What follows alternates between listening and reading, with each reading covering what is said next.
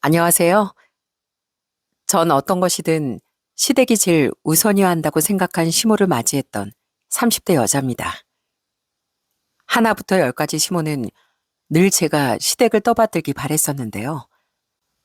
그런 시모와의 사이는 툭 하면 깨질 것 같은 얼음판 위 같았습니다. 그런 시모와의 관계가 180도 달라지게 된 계기가 있었는데요. 지금 생각해봐도 통쾌했던 그때 이야기 여러분들께 한번 들려드리려고 합니다. 저희 집은 평범한 직장이었던 아버지, 그리고 맞벌이를 하셨던 엄마, 그리고 남동생, 이렇게 네 식구예요. 부모님께선 평생 직장을 다니시며 저희 두 남매를 키우셨고, 은퇴를 하신 후엔 여수에서 풀빌라를 운영하게 되셨습니다. 엄마는 어릴 적부터 불의를 못 참는 그런 성격이셨어요. 늘 주변에 사건, 사고가 있으면 하던 일도 다 제쳐두고 달려가셨던 게 바로 저희 엄마셨죠. 한 번은 동네 상가에서 불꽃이 확 튀어오른 걸 엄마가 목격하셔서 바로 신고하고 소화기로 끄셨던 일도 있었고, 저희가 학생 땐 핸드폰 카메라를 이용해 몰래 사진을 찍는 사람들이 진짜 많았는데, 그런 사람들을 잡아다 경찰에 끌고 가신 적도 있었답니다. 그 정도로 저희 엄만 동네에서 유명한 정의의 사도였죠. 전 대학을 나와 서울에서 직장 생활을 했는데요. 그러다 30대 초반에 지금의 남편을 만나게 되었어요. 남편은 굉장히 키도 크고 예의도 바르고 딱 봐도 가정교육을 제대로 받은 사람처럼 보이더라고요. 건실한 남편과 1년 5개월 정도 연애라고서 결혼 준비를 하게 되었는데, 그때 처음 여수에 와봤던 남편이 여수 구경을 하면서 얼마나 좋아했는지 몰라요. 우와, 여기가 그 돌산대교예요? 저 여순 처음 와봐요. 근데 진짜 바다 풍경이 너무 예쁘고 좋네요. 그렇지? 여기가 또 야경이 아주 죽여줘. 또 계절 바뀌면 얼마나 멋있는지 몰라. 정말요? 어머님, 다음에 또 왔을 때 얼마나 멋있어질까 벌써부터 저 너무 궁금한데요.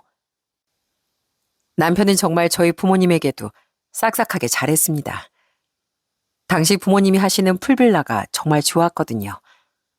부모님이 은퇴하시고 연금과 대출까지 싹 다 끌어모아서 정말 정성으로 시설을 준비했습니다. 그러다 보니 시설 좋고 고급스러운 풀빌라로 입소문도 많이 났었어요. 풀빌라는 총 5채였는데 휴가철엔 60에서 80 정도 할 정도로 진짜 최고급으로 갖춘 그런 곳이었죠.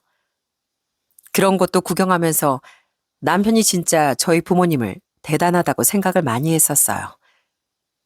그렇게 남편이 저희 부모님을 존중하고 존경하면서 예의 바르게 대하니 저희 부모님도 남편을 처음부터 마음에 들어 하셨죠.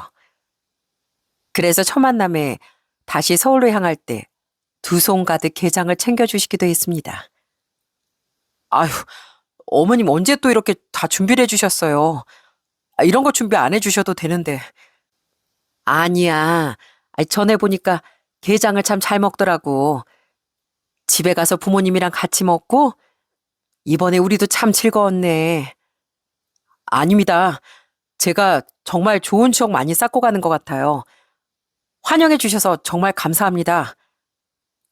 그렇게 좋은 분위기 속에서 저희 집 인사를 마치게 되었고, 이어서 전 시댁에 인사를 가게 되었죠. 시댁은 시부께서 경찰 공무원으로 퇴직하셨고, 딱 보시자마자 풍채가 굉장히 크셨어요. 그렇지만 얼굴은 되게 인자하시고 절 너무나 따뜻하게 맞이해 주셨답니다. 그런데 시모는 그저 옆에서 절 그냥 쳐다보기만 하실 뿐 아무런 말도 하지 않으시더라고요. 그러던 와중 딱 한마디를 시모가 물어보셨습니다. 솔직히 전 시모의 물음에 좀 당황스럽긴 했어요. 보통 처음 인사를 오면 부모님은 뭐 하시는지, 어디에 사는지 이런 걸 주로 물어보는데 전혀 예상치도 못한 걸 물어보셨거든요. 그래, 내가 한 가지만 물어볼게. 혹시 지금까지 남자 몇 명 만나봤어? 네? 전 너무 당황스러워서 말을 얼버무리게 되더라고요. 그런 제 표정을 보고서 시부와 남편이 옆에서 얼마나 당황스러워했는지 모릅니다. 아니, 지금 당신 뭐 하는 거야? 아니, 뭐 또 쓸데없는 소리를 하고 있어. 그런 건 왜 물어보는 거야? 내가 뭐 못 물어볼 걸 물어봤나?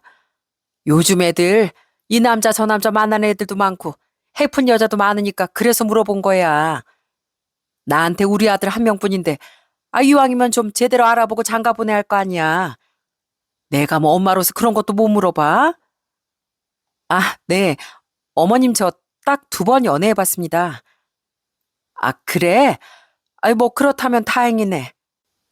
정말 시부와 남편 모두 경악했지만 심은 아랑곳하지 않고 얘기하셨습니다.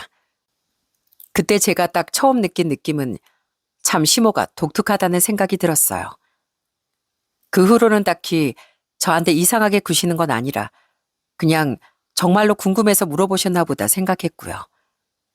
상견례도 무사히 별탈 없이 치러지게 되었고 결혼식도 정말 수월하게 마칠 수 있었답니다. 그렇게 저희는 부부가 되었고 결혼 생활을 시작하게 되었어요.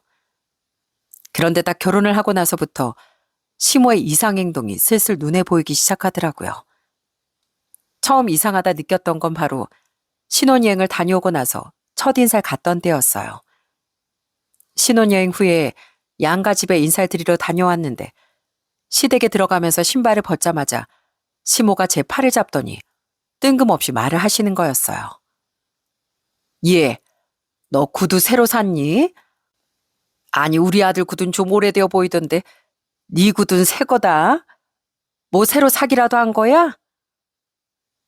아니요. 원래 제가 구두를 잘 안 신어서 전에 사뒀던 걸 이제 꺼내 신어서 그런가 봐요. 그래? 예. 괜히 저런 거 막 사고 다니지 말어. 보니까 비싼 구두던데. 신지도 않고 다닐 거 왜 비싼 걸 사고 그러니? 이젠 너 결혼도 했으니까 너보단 네 남편을 더 잘 챙겨야 사람들이 수군대지 않는 거야. 알겠지? 처음엔 시모의 이런 태도가 좀 당황스럽더라고요. 솔직히 저희 엄마도 저한테 구두를 사라 마라 이런 얘기를 꺼내보신 적이 없거든요. 제가 그렇다고 사치하는 것도 아니고 돈을 펑펑 쓰는 것도 아닌데 이제야 가족이 된 시모가 뜬금없이 구두를 사라 마라 하고 있으니 좀 황당했죠. 그런데 그게 끝이 아니었습니다. 저녁에 다 같이 밥을 먹는데 그때 나온 반찬이 돼지 불백이랑 이런저런 고기 반찬들이 있었어요. 그때 시모가 자꾸만 반찬을 남편 앞에다가만 몰아주고 제 앞으론 나물들만 옮겨주는 거였습니다. 우리 아들 많이 먹어. 엄마가 네가 딱 좋아하는 간 맞춰가지고 만들었어. 얼른 먹어봐. 자, 해봐. 아유, 엄마, 제가 먹을게요. 제가 뭐 어린애도 아니고. 아유, 뭘 그래. 넌 아직도 이 엄마 눈엔 어린애야, 어린애. 자, 천천히 꼭꼭 씹어먹고 체할라. 그러면서 아주 남편을 애처럼 대하시는데 시분 이게 평소 일상이신지 그냥 보면서 한숨만 쉬시고 그대로 식사를 하시더군요. 남편은 제가 옆에 있으니 좀 당황해하며 시모를 자꾸만 말렸고 그런 남편의 태도 때문에 시모는 더 억지로 남편 입에 반찬을 넣어주셨습니다. 그런 모습을 보면서 솔직히 이게 뭐 하는 짓인가 싶더라고요. 그때 시부가 나서서 정리를 하셨습니다. 당신 지금 뭐 하는 거야, 며느리 앞에서? 그리고 반찬은 왜 죄다 재열이 앞에만 놨어? 다른 사람은 뭐 입도 아니라 이거야? 요즘 애들 이런 거 잘 안 먹어. 살찐다고 잘 안 먹는다고. 당신은 뭐 알지도 못하면서 그래. 젊은 애들이 얼마나 다이어트를 열심히 하는데. 그지? 너 다이어트 하고 있지? 네? 저 다이어트 안 하는데요. 전 시모의 말에 보란 듯이 남편 앞에 있는 고기 반찬을 그대로 가지고 와 그냥 먹어버리고 말았습니다. 그때 시모의 표정이 정말 똥 씹은 표정 그 자체였어요. 전 그 표정을 보고서도 그냥 아무렇지 않게 그대로 식사를 했고요. 그게 하루라면 제가 또 말도 안 하죠. 가끔씩 시댁에 갈 때마다 은근슬쩍 그렇게 반찬을 아들한테만 몰아주니 저도 그냥 가만히 있을 수가 없겠더라고요. 그래서 반찬을 몰아주면 괜히 반찬이 왜 다 절로 가 있냐며 다시 끌어오고 제가 다 먹어버리곤 했죠. 시부와 남편도 시모한테 제발 그러지 말라고 얘기했지만 시모는 진짜 귓등으로도 듣지 않더라고요. 전 그냥 시모가 평생 그렇게 애지중지했던 아들이 결혼했으니 헛헛한 마음에 잠시 그러시는 거라고 생각했었습니다. 또 한 번은 보험이 뭐가 있냐 물어보시더니 남편 보험을 보고선 뭐 제가 남편을 일찍 보내려고 가입한 거냐느니 어째느니 막말을 하신 적도 있었지만 시부가 이내 말리고 사과를 하시며 꾹 참은 적도 있었습니다. 그래도 시간이 흐르고서 제가 아이를 임신하게 되니 시모도 좀 전보단 덜 폐악질을 부리더라고요. 종종 저희 먹을 반찬도 해와 주시고 좀 챙겨주시면서요. 그래봤자 어차피 남편이 좋아하는 반찬들만 해오시긴 했는데 그래도 이게 어디냐고 생각했죠. 그런데 점점 시간이 지날수록 시모의 행동은 도를 넘어서기 시작했습니다. 임신을 하고서 저희 집에서도 가끔씩 저희 먹으라고 반찬을 보내주시기도 했습니다. 제가 힘들까봐 신경 써서 내내 반찬을 보내주신 거죠. 그런데 저보다 남편이 더 저희 부모님 보내주는 반찬을 정말 좋아했거든요. 전라도 음식들은 약간 자극적이고 젓갈류가 많이 들어가는데 처음에 남편 입맛에 안 맞을 줄 알았는데 남편이 오히려 너무 좋아하더라고요. 그래서 부모님이 갓김치며 김장김치며 멸치볶음이며 이런저런 반찬들을 싹 해서 보내주시면 남편은 그날 바로 밥 2그릇씩 먹을 정도로 반찬을 정말 잘 먹었었습니다. 아마 그날도 저희가 먼저 친정 반찬을 받고 한 며칠 먹다가 주말에 시모가 저희 집으로 오셔서 반찬을 주셨던 날이었어요. 이른 아침부터 반찬을 바리바리 싸들고 오신 시모가 주방에 들어가시더니 우당탕탕 하면서 뭔가 정리하시더라고요. 그런데 딱 들어가 보고선 진짜 경악을 금치 못했습니다. 바로 시모가 저희 집에서 보낸 김치들을 죄다 음식물 쓰레기통에 버리고 있는 게 아니겠어요? 전 너무 놀라 바로 달려가 소리를 쳤습니다. 어머님, 뭐 하시는 거예요? 예, 너 이래서 우리의 보험을 그렇게 많이 가입했던 거니? 이렇게 허구한 날 짜고 자극적인 음식들 먹였던 거야? 이런 거 몸에 안 좋고 해로운 거 너 모르냐? 내가 이래서 지금까지 니들 반찬 해다 나른 거야. 우리 아들 음식은 내가 다 건강 생각해서 한 건데 어떻게 내가 지금까지 쌓아 올린 공을 네가 이렇게 무너뜨려? 그렇다고 이걸 이렇게 버리시면 어떡해요? 왜 저희 엄마가 힘들게 만들어준 음식을 버리시냐고요? 저기다 놔두면 우리 아들 계속 네가 먹일 거 아니야.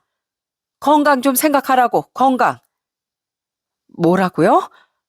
그럼 제가 어머님 반찬도 버렸으면 좋으시겠어요? 저도 그럼 한번 버릴까요? 저게 진짜? 너 지금 누구 앞이라고 말댔구야? 어디서 버리장머리 없이? 어머님, 제가 홀몸도 아니고 지금 손주를 뱃속에 안고 있는데 꼭 이렇게까지 하셔야겠어요? 어떻게 며느리 친정에서 보낸 걸 마음대로 버리실 수가 있어요?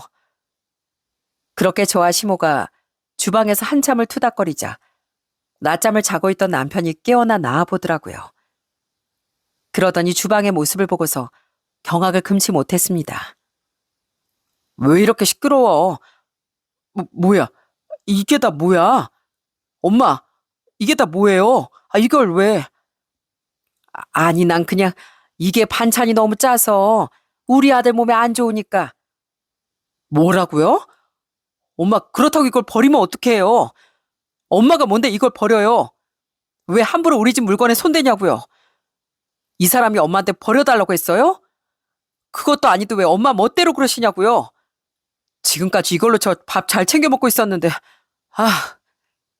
아니 뭘 그렇게까지 얘기를 해. 엄마가 오늘 반찬 해왔잖니. 이거 먹으면 되지 뭘. 이거 가지고. 이거요? 엄마, 안 그래도 요즘 입맛 없는 거 장모님 반찬 먹으면서 겨우 밥 잘 먹고 다니고 있었는데 지금 어떻게 저걸 버려요? 그리고 아내도 입덧해서 입맛 없는 거 뻔히 하시면서 어떻게 그러시냐고요? 이러려고 우리 집 자꾸 오시는 거예요? 네? 불편해도 솔직히 엄마 생각해서 저희 참았어요. 근데 어떻게 이러실 수가 있냐고요? 남편은 너무 화가 나 처음으로 그렇게 소리를 치며 화를 냈습니다. 그러자 시모는 자신의 행동은 생각지도 않고 오히려 남편의 행동에 서운해 하시더라고요. 예, 너 어떻게 엄마한테 그럴 수가 있니? 넌 내 편 들어줘야 하는 거 아니냐? 이게 다 너 때문에 그런 건데 내가 우리 아들 챙기겠다고 이런 건데 어떻게 네가 엄마한테 이렇게 해? 엄마, 저도 다 컸어요. 성인이라고요. 제가 먹고 싶은 거 제 마음대로도 못해요? 언제까지 절 애로 볼 건데요? 결혼 전에 그만큼 엄마 맞춰들었으면 됐잖아요. 언제까지 품속에 껴안고 계실 거냐고요? 저 잘할 때도 친구들 사이에서도 왜 왕따 당했는지 엄마 모르세요? 내내 친구들이랑 놀려고 하면 안 된다고 위험하다고만 하시고 친구도 다 나쁜 애들이라고 어울리지 말라고 하시고 그래서 제가 내내 얼마나 외롭게 컸는지 아시잖아요. 그거 다 견디면서 지금까지 제가 참아왔으면 이젠 제발 좀 저 좀 놔주세요. 제발요. 뭐라고? 채열아, 너 어떻게 엄마한테... 엄마야말로 언제까지 그러실 건데요?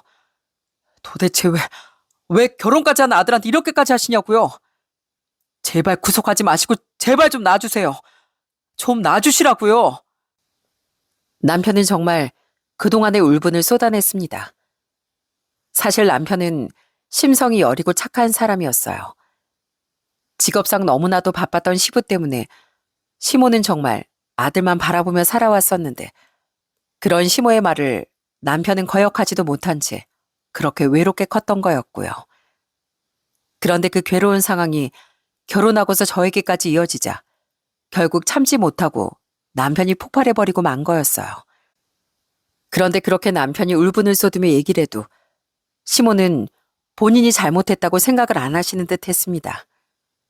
오히려 그게 제 탓이라며 한탄을 하시더라고요. 아이고, 우리 아들이 원래 안 그랬는데 며느리 하나 잘못 만나가지고 우리 아들 왜 이렇게 변했다니? 사람 한 명 잘못 들어와가지고선 제발 좀 그만하세요. 제발 그만 좀 하시라고요. 엄마 가세요. 더 이상 엄마 말 듣고 싶지도 않으니까 가시라고요. 그렇게 시모는 남편의 등살에 못 이겨 결국 집을 나가버리시고 말았습니다. 남편은 시모가 나간 이후에도 한동안 화를 참지 못하고 그 자리에 주저앉아 머리를 쥐어뜯곤 했어요. 저 역시 그런 남편의 모습을 보면서 참 안쓰럽다는 생각을 했습니다. 그 후로 저와 남편은 시댁을 찾아가진 않았어요. 그리고 며칠 뒤 시부가 직접 집으로 찾아오셨습니다. 이날의 사건에 대해 남편이 시부께 다 얘기를 했나 보더라고요.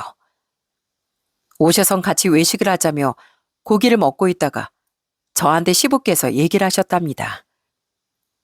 애미야, 내 얘기 들었다. 안사돈께서 보내주신 반찬들을 네 시애미가 다 버렸다면서? 그래놓고선 너한테 그렇게 힘들게 했다는 거 다 들었다. 정말 미안하구나. 이게 다 내 탓이다. 내가 경찰 생활하면서 집에도 잘 못 들어오고 그러다 보니 내 마누라를 너무 외롭게 두었어. 그래서 아들만 그렇게 감싸고 살다 보니 지금 이 상황까지 온 것 같구나. 정말 미안하다. 다 내 탓이다. 외로운 사람 내가 한번 달래주지도 못하고 아들한테 집착한 것도 내가 달래주지도 못했다. 정말 미안하다 아가. 네가 한 번만 좀 이해해주면 안 되겠니? 이번 일은 네 시애미도 잘못됐다 생각하고 있을 거다. 정말 미안하구나. 아유, 아니에요 아버님. 저도 잘하려고 노력하겠습니다. 그래 고맙다. 그렇지만 더 이상 선 넘는 행동하면 그땐 내가 가만히 안 있으마. 난 우리 며느리를 우리 아들만큼이나 사랑한다. 알지? 네가 지금 홀몸도 아니고 나쁜 마음 가지고 있는 것보다 그래도 이렇게 푸는 게 너한테도 좋지 않을까 싶구나. 그래서 내 이렇게 오게 됐다. 다시는 네 시애미가 그렇게 하지 않게 내가 확실하게 단도리하마. 대신 이번만 좀 네가 한 번만 용서해다오. 시부의 진심 어린 말에 저 역시 이해를 하고 넘어갈 수밖에 없었습니다. 사실 그전부터 남편에게도 성장 환경이나 이런 걸 많이 들었었는데 아무래도 외아들이었고 시모는 또 시집살이도 호되게 당했던 모양이었어요. 남편은 경찰에 바쁘니 의지할 곳도 없고 시모 혼자 아들만 바라보며 그렇게 수십 년을 지나다 보니 결국 아들에 대한 집착이 이토록 커져갔던 거였죠. 한편으론 이해가 되는 부분도 있었기 때문에 그때의 사건은 그냥 마음으로 묻어두고 넘어가게 되었습니다. 그래도 그 후로 시부께서도 중간에서 든든하게 잘 정리를 해주시고 그래서 별다른 상황은 벌어지지 않았죠. 시모도 시부 눈치 보면서 저한테 대놓고 뭐라고 말은 하시지 못하시더라고요. 그런데 이게 저한테 뭐라고 못하시니 다른 쪽으로 문제가 생기기 시작했습니다. 어느 날 제가 출산을 한 후 양가 부모님께서 모두 병원으로 오시게 되었어요. 그러면서 서로 인사를 나누게 되었죠. 그런데 거기에서도 시모가 좀 얄밉게 행동을 하더라고요. 우리 손주 딱 봐도 우리 딸 많이 닮았네. 코도 오똑하고 눈도 땡글땡글한 게 우리 딸 딱 어렸을 때 얼굴 판박이야. 아니 사돈, 말을 똑바로 하셔야죠. 며느리 닮게 뭘 며느리 닮아요? 우리 아들 닮았지. 누가 봐도 눈, 코, 입이 딱 우리 아들이구만. 우리 손주, 넌 박씨 집안 아들인 거 알지? 박씨 집안 핏줄이야. 이 할머니가 더 잘해줄 거야. 응? 다른 것보다 이 친할머니가 더 잘해줄 거라고. 그러면서 시모가 저희 엄마 품에 있던 아이를 획하니 가져가 버리시는데 그걸 보는 저와 친정엄마는 얼마나 황당했는지 모릅니다. 그것뿐만이 아니었어요. 그때 부모님께서 제가 고생을 했다며 딱 100만 원을 봉투에 넣어서 주셨거든요. 우리 딸 출산하느라 고생 많았다. 이걸로 맛있는 거 사 먹고 몸조리에 보태서 알았지? 박서방 자네도 참 고생이 많았네. 앞으로 우리 딸 잘 부탁하네. 아닙니다. 고생은요 뭘. 장모님 장인어른 걱정 마십시오. 제가 국화 잘 돌보겠습니다. 그렇게 부모님이 저희한테 돈 봉투를 주시자 시모는 대뜸 그게 얼마냐고 묻더라고요. 얼마나 넣으셨니? 네? 100만 원 주셨어요. 그런데 제가 딱 대답을 하자 갑자기 시모가 잠깐 나갔다 오겠다며 밖으로 나가버리는 거였어요. 그리고 얼마 지나지 않아 시모가 뭔가를 들고 들어오더라고요. 그건 바로 봉투였습니다. 이 유치한 시모는 저희 부모님이 저한테 돈 봉투를 쥐어주자 똑같이 돈 봉투를 마련해 가지고 온 거였어요. 그러더니만 그 봉투를 누구한테 줬는지 아세요? 저도 아니고 남편한테 주면서 얘기를 하는 겁니다. 우리 아들 정말 고생 많았다. 이걸로 우리 손주 필요한 거 있으면 사고 너도 맛있는 거 사 먹거라. 알았지? 엄마, 이걸 왜 나한테 줘? 고생한 건 아는데 며느리한테 줘야지. 아이 며느린 받았잖니. 우리 아들도 고생했는데 아들도 받아야지. 자 얼른 받아. 너 쓰라고 엄마가 주는 거야. 그런 시모의 태도를 보면서 남편이고 시부고 엄청 당황해하고 아연실색하면서 저희 부모님 눈치만 보기 시작했어요. 솔직히 그 자리에서 자기 아들한테 돈 봉투 쥐어주면서 고생했다 수고했다 할 시어머니가 어디 있겠습니까? 당장 아파서 누워있는 건 며느리였는데요. 저희 부모님 표정도 굳어지고 시부도 그걸 보고선 엄청 당황해 하시더니 계속 시모를 말리셨습니다. 아니 이 사람이 갑자기 왜 그래? 이건 얼른 며느리한테 줘야지. 얼른 며느리 줘. 아유 알았어. 누가 받으면 뭐 어떻다고 참. 겨우 시부와 남편이 상황을 정리해서 시모는 어쩔 수 없이 제 침대 맡에 봉투를 내려놓았지만 그 씁쓸한 표정을 전 잊을 수가 없습니다. 어떻게 저렇게 유치한 짓을 벌일 수가 있는지. 그런데 더 유치한 게 뭔지 아세요? 바로 금액입니다. 시모가 왜 그렇게 저희 부모님한테 봉투한 금액을 궁금해했는지 몰랐는데 나중에 확인해보니 시모가 준 돈은 딱 101만 원이더라고요. 저희 부모님보다 단돈 10,000원이라도 더 넣고 싶었던 거죠. 아니, 어른으로서 이런 유치한 일을 할 수가 있는 겁니까? 저한테도 모자라 저희 부모님한테도 시샘을 하는 게 딱 보이니까 전 정말 시모의 이런 태도에 너무 질려버리더라고요. 사실 시모가 이렇게까지 자격지심을 심하게 내비친 건 다 이유가 있었습니다. 왜냐하면 남편이 저희 친정 부모님께 정말 잘했거든요. 아마 그게 시샘이나 더 못나게 구셨던 것 같습니다. 명절에도 이제 시댁에 갔다가 친정에 가려고 저희 친정집에 전화를 남편이 하면 시모가 그걸 보고서 얼마나 못마땅해 했는지 모릅니다. 어머님, 저희 이제 출발하려고요. 아버님도 댁에 계시죠? 빨리 내려가고 싶네요. 내일까지 저희 여수에 있을 거니까 이번에 또 여행해요, 어머님. 조금만 기다리세요. 저희 빨리 갈게요. 근데 어머님 뭐 필요한 건 없으세요? 필요한 거 있으면 서울에서 사갈게요. 아무거나 괜찮으니까 말씀해 주세요. 그렇게 남편이 다정하게 통화를 마치면 시몬 바로 옆에서 툴툴대시곤 했습니다. 예, 재열이 너 너무 달라졌다.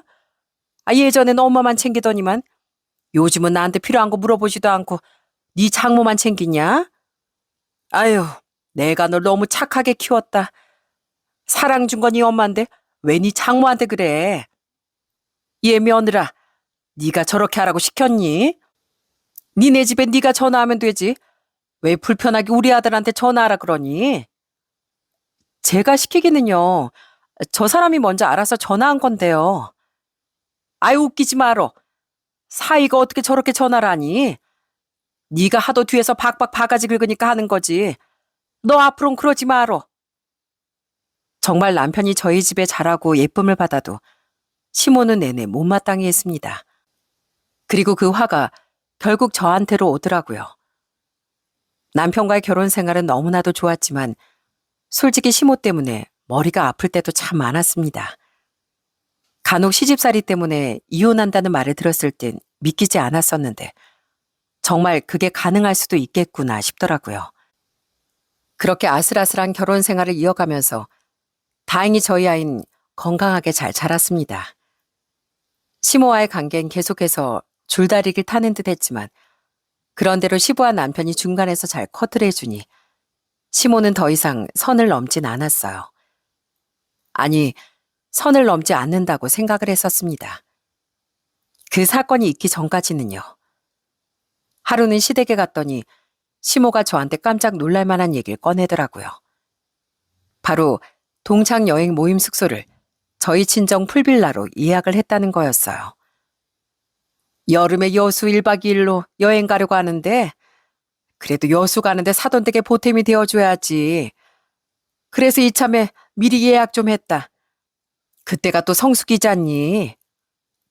풀빌라로요? 몇 분이나 가시는데요? 한 20명 되나? 20명이나요?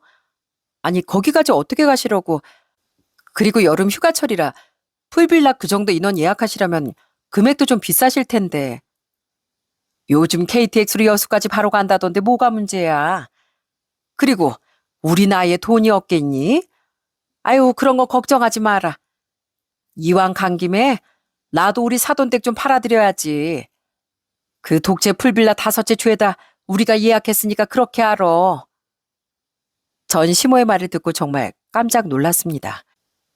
그동안 그렇게 저희 부모님한테 자격지심이란 자격지심은 다 내비치셨던 분께서 갑자기 왜 이렇게 하시는지 이해가 되지 않더라고요.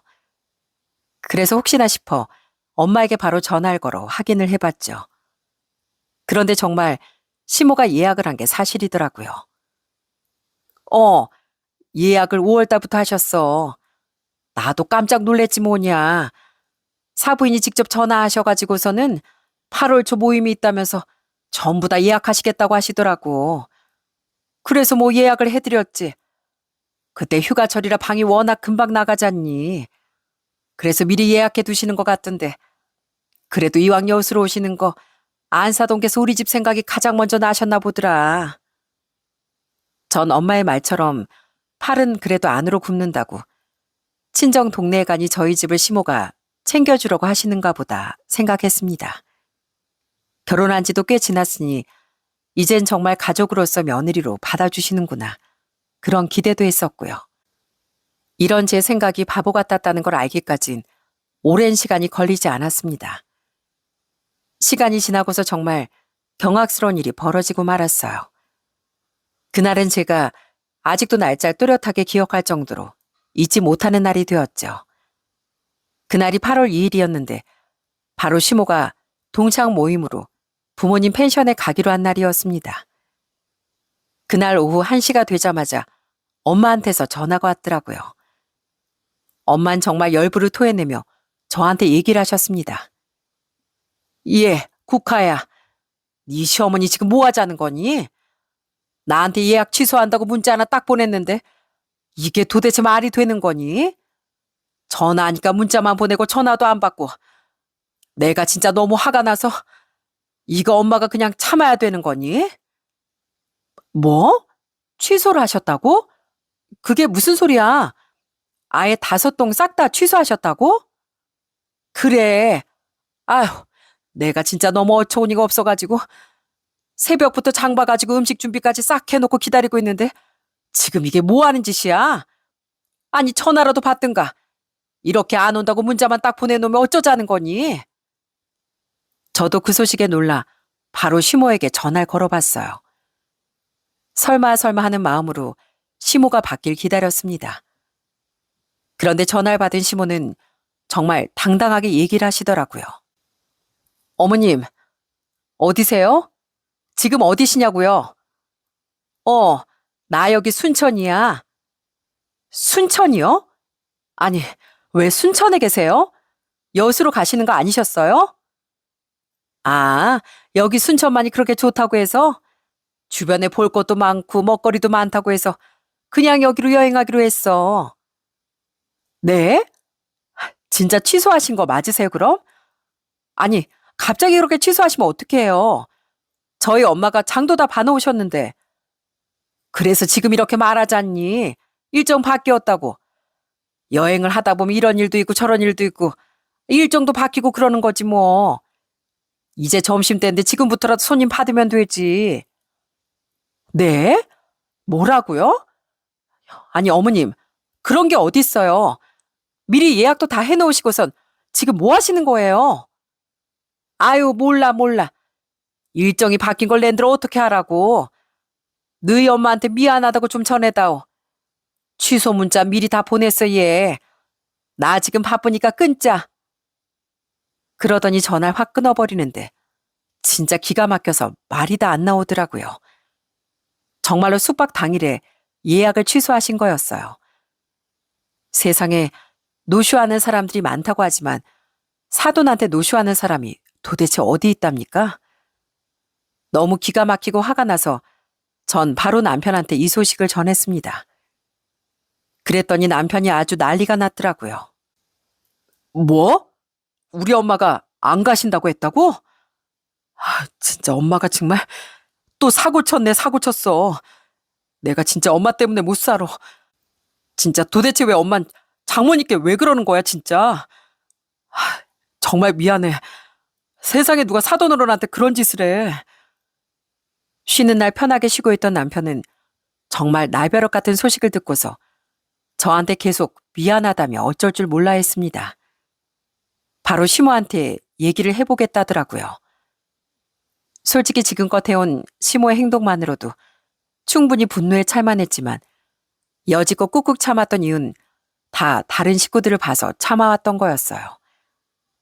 시모가 뭔가 실수를 하고 잘못하면 이렇게 남편이나 시부가 와서 내내 미안하다고 달래주고 사과를 했었는데 이젠 이렇게 하면 안 되겠다는 생각이 들었습니다.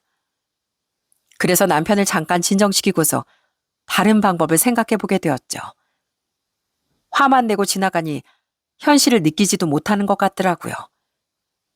말 그대로 사고를 치는 사람은 따로 있고 수습하는 사람 따로 있으니 이 사고 치는 사람이 정신을 못 차린 것 같더라고요.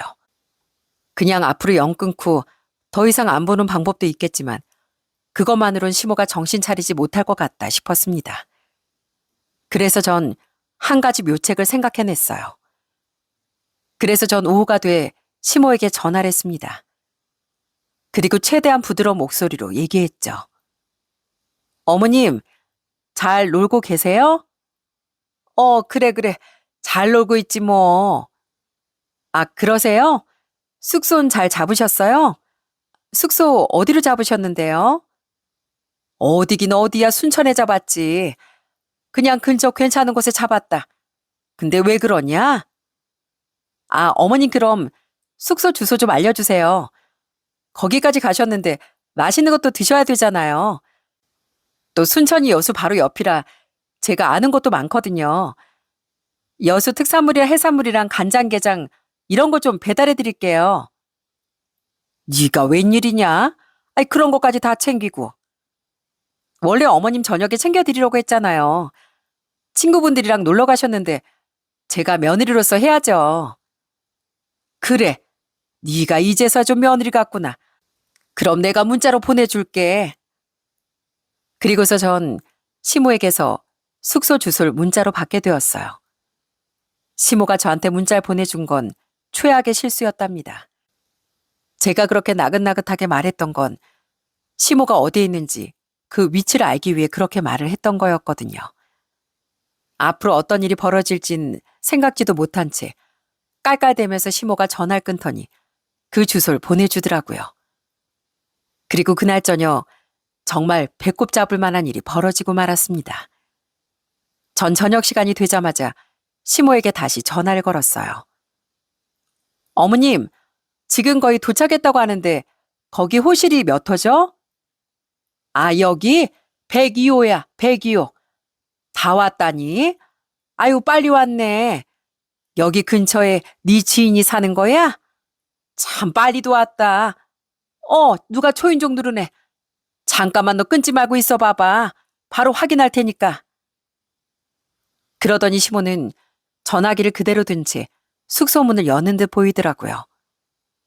그런데 그 순간 문이 열리는 소리가 들리더니 갑자기 시모가 수스라치게 놀라는 목소리가 들렸습니다. 어머나, 어휴. 안녕하세요, 사돈. 오랜만입니다. 아니, 사부인. 네, 그곳에 도착한 사람은 다름 아닌 저희 엄마였거든요. 사실 저희 엄만 한시에 시모의 취소 문자를 보고선 엄청 분노를 하시다가 몇 시간 후 오후에 연락이 왔었어요. 도저히 엄마가 화가 나서 못 참겠다며 직접 얼굴이라도 보고 얘기라도 들어봐야 될 것 같다고, 그리고 숙박비는 꼭 받아야 되겠다며 거길 가보시겠다고 하신 거였죠. 시모에게 바로 숙소가 어디냐 물어보면 왠지 눈치채고 말을 안 해줄 것 같아. 전 그래서 아무렇지 않은 척 연기라고 시모에게 숙소를 물어봤던 거였고요. 앞서 여러분들에게 말했듯이 저희 엄마 젊었을 적에 불의를 보면 못 참는 분이시라고 했잖아요. 엄마는 여전히 불의를 못 참으시는 여장부셨고요.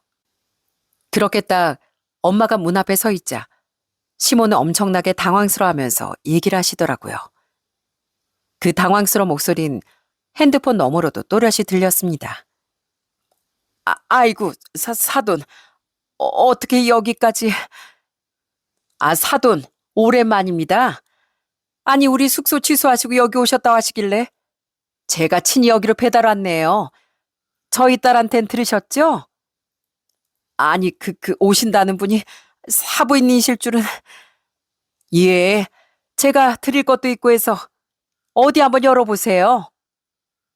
엄만 바로 시모에게 큰 스티로폼 박스를 건넸고 시모는 그걸 받아들더니 열어봤던 모양이었어요. 그런데 그 안엔 정말 충격적인 게 들어있었습니다. 그 안에 뭐가 들었는지 아시나요? 그건 바로 영수증이었답니다. 음식이 아니라 영수증이 딱 들어있던 거였어요. 아니, 이게 뭡니까? 보시다시피 영수증이에요. 사돈, 이거 결제해 주십시오. 계좌번호는 지금 문자로 바로 보내드리죠. 예? 결제요? 예.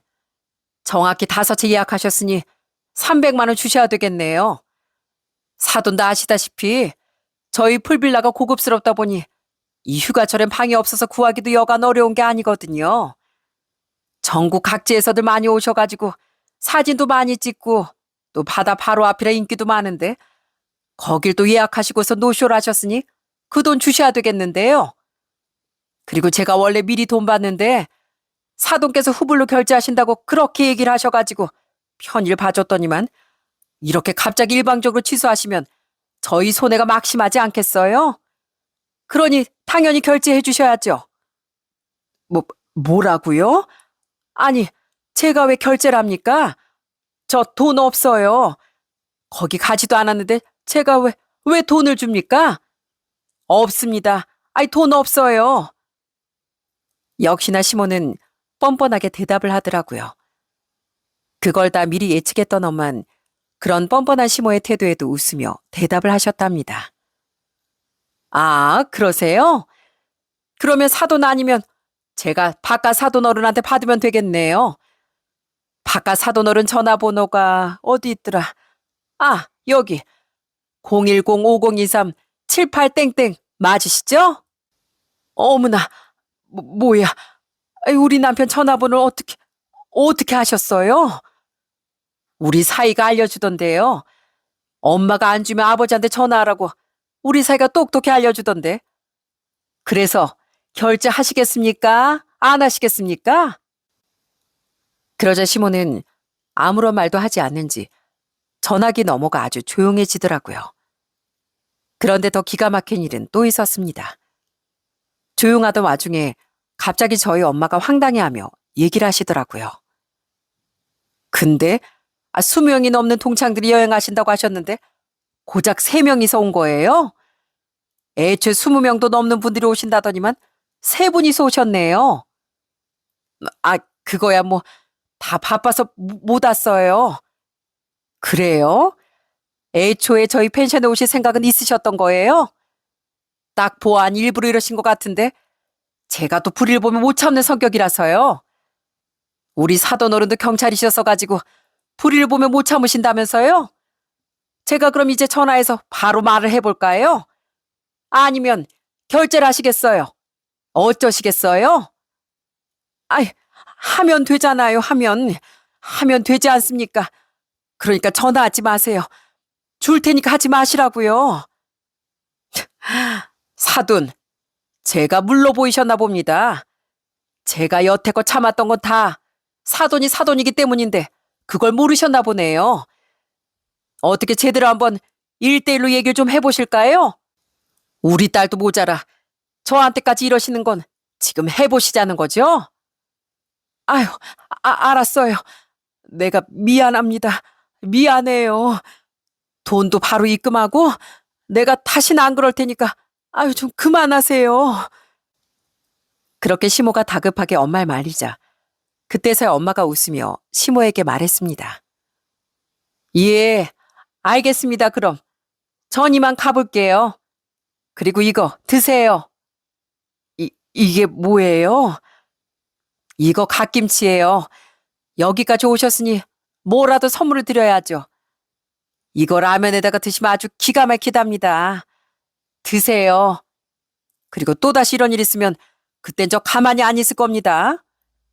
이렇게 손수 찾아와서 얘기하는 건 이번이 끝이니까 그렇게 하시고 그럼 이만 가보겠습니다. 그러더니 철컥 문이 닫히는 소리가 들렸습니다. 그제서야 시모가 전화가 계속 되고 있다는 걸 눈치챘는지 다급하게 전화기를 들고선 고래고래 소리를 치시더라고요. 야, 너 지금 뭐 하는 거야? 뭐 하는 거냐고. 음식 보내준다더니 지금 뭐 하자는 거야? 왜 네 엄마를 여기에 보내? 너 지금 뭐 하자는 거냐? 뭐 하기는요. 계산 똑바로 하셔야죠. 그리고 음식 보내드렸잖아요. 저희 갓김치가 얼마나 맛있는데요. 뭐? 내가 이깟 라면 먹자고 여태껏 쫄쫄 굶은 줄 알아? 이럴 거면 마트에서 장이라도 받지. 아, 이제 와서 나가서 장도 못 보고 먹을 걸 보냈어야지, 먹을 걸. 사람 뒤통수 쳐놓고선 뭘 그렇게 호의호식 하시겠다고. 그것도 감지덕지로 아세요. 뭐 아니면 아버님한테 바로 말이라도 해드려요? 아님 다시 엄마한테 가보시라고 할까요? 그러자 시모가 다급하게 절 말리기 시작하더군요. 그러게 이길 수도 없을 걸 왜 저렇게 배짱을 부리셨는지 도무지 이해를 할 수가 없었어요. 뭐? 아니, 네 시아버지한테 말하면 너 진짜 나 가만 안 둘 거야. 네 시아버지 아주 난리 난다고. 알았지? 나 돈 보낼 거야. 그러니까 네 시아버지한테 절대 말하지 마로. 알았지? 나 그러다가 집에서 쫓겨나 얘. 아유, 알았냐고. 내가 지금 바로 보낼 테니까 절대 너 그러지 마. 아이, 절대 말하지 말라고. 나 바로 보낼 테니까. 바로 확인할 거예요, 어머님. 안 그러면 아시죠? 아휴, 알았다. 바로 결제한다니까 그러네. 그래도 좀 줄 거면 라면이 뭐니 라면이. 간장게장이나 아니면 쌀밥이라도 가져다 주던가. 너무한 거 아니야? 아무튼 나 결제할 거니까 네 시아버지한테 절대 비밀이다. 알았지? 네, 어머님. 분부 받들겠습니다. 저 아무것도 모른 척 할게요. 결국 시모는 저희 부모님께 숙박비를 다 결제하셨고 그날은 눈물 젖은 라면을 드신 듯 했습니다.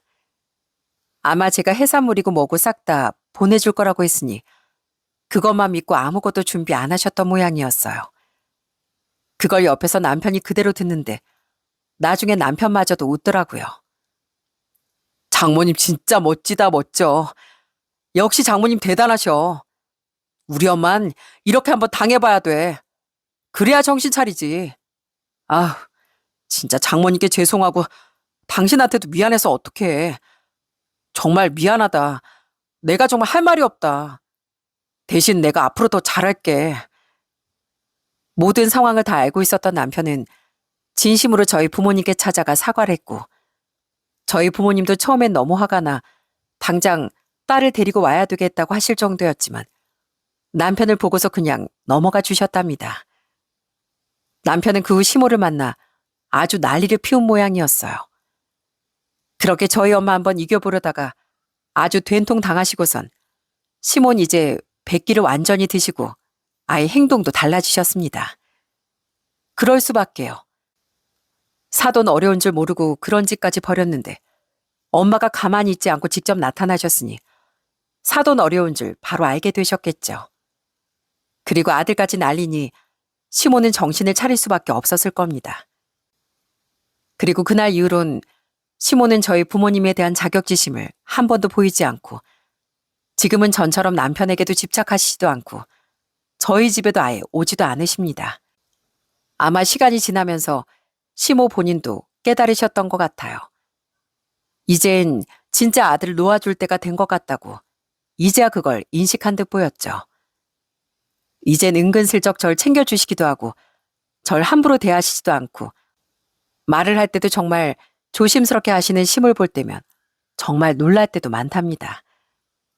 그리고 얼마 전 시부모님을 모시고서 제주도에 다녀왔었는데 그때 딱 저한테 시모가 얘기를 하시더라고요. 저 며느라가 우리 이제 잘 지내보자. 아휴, 난 너 못 이기겠다 얘. 네 엄마도 못 이기겠고 대신 우리 아들한테 꼭 잘해다오. 알았지? 내가 우리 아들 평생 내 편이라고 생각했었는데 그게 다 내 착각이었나 보다. 그냥 마음이 그랬어. 내 편이 막 없어진 것 같고. 어머님, 남편은 당연히 어머님 편이죠. 그리고 저도 어머님 편이잖아요. 저도 어머님한테 잘하고 싶어요. 잘 지내고 싶고요. 그러니까 절 적이라고 생각하지 마시고 가족으로 받아주세요. 제가 어머님한테 앞으로 잘할게요. 그래, 못난 심이 그래도 이렇게 따라줘서 고맙다. 내 평생 아들만 바라보고 살다 보니 내가 너무 도가 지나쳤던 것 같구나. 이제 내 아들 낳아줄 테니까 니들끼리 어떻게든 잘 행복하게 살아봐라. 그렇게 시모는 진심을 저에게 보여주셨답니다. 저도 시모의 진심을 듣고서 며느리로서 잘하고 있어요. 어머님은 그저 아들에 대한 사랑이 남들보다 좀 더 각별하신 것뿐이었습니다. 그걸 다 이해하고 서로를 인정하고 나니 전보다 더 편해지고 가까워지더라고요. 지금은 이런 관계가 앞으로도 더 오래오래 잘 이어나갔으면 좋겠다고 바랄 뿐이네요. 여전히 저와 남편은 서로 잘 지내고 있고 아들도 잘 자라고 있어요. 시부모님도 이젠 두 분이서 여행도 자주 다니시고 저희 부모님이 계시는 여수에도 가셔서 네 분이 식사도 하신 적이 있답니다. 이런 일들을 겪다 보니 결혼으로 한 가족이 된다는 게 참 쉽지 않은 일이라는 걸 알게 되었어요. 서로 각자 다른 환경에서 각자 다른 사연을 갖고서 수십 년을 지내왔는데 어떻게 한순간에 바로 한 가족이 되겠습니까? 그렇지만 서로를 더 이해하고 품으려고 노력하다 보면 언젠간 이렇게 한 가족이 되더라고요. 아마 제가 처음에 갈등이 생겼을 때 이건 아니다 생각하고 칼같이 끊어버렸다면 지금의 가족은 없을 거라고 생각합니다. 여러분들도 혹시 주변 가족들과 갈등으로 고민하고 계시는 게 있으시다면 한 번 더 한 발자국 가까이 다가가 보시는 건 어떨까요? 제 이야기는 여기까지입니다.